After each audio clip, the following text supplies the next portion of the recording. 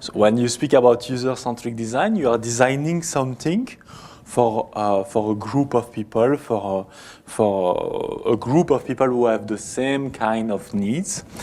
You will go through steps, and you have 4 distinctive steps. So the first step is the challenge.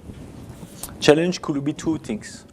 What's the problem? I mean, where the things are not working, you know?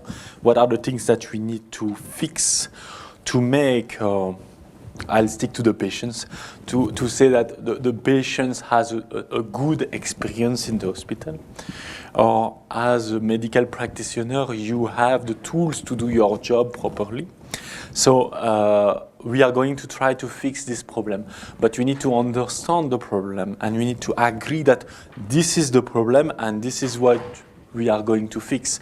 Because behind this, you know, there will be budget, there will be things like this. So we create agreement on the challenge. The second thing is about ideations. So ideations is to come up with idea, with solutions to solve that particular issue. So you may come with too many ideas, but which idea is right, which idea is not so right. There is the small idea that are part of bigger idea. So those things you need to understand. And from that, we create what we call a design concept.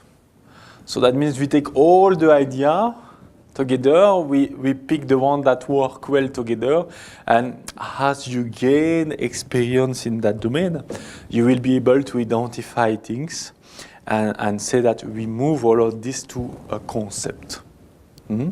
So back to healthcare, if you have, there is a famous book, what if Walt Disney open an hospital? What will it look like, you know? So they took the challenge of saying that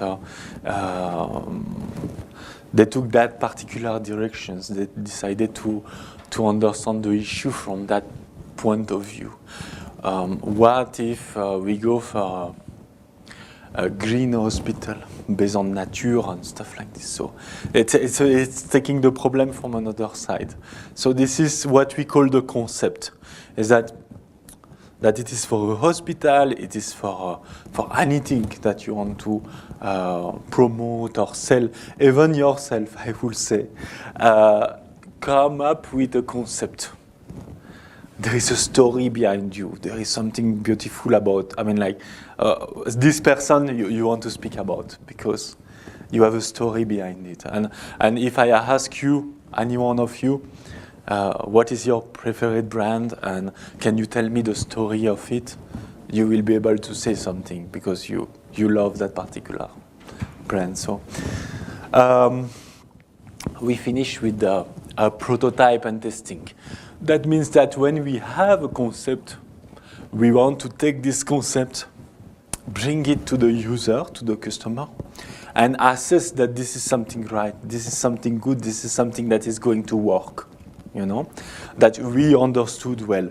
And there, they will be surprised because we will need to modify and change things again and again.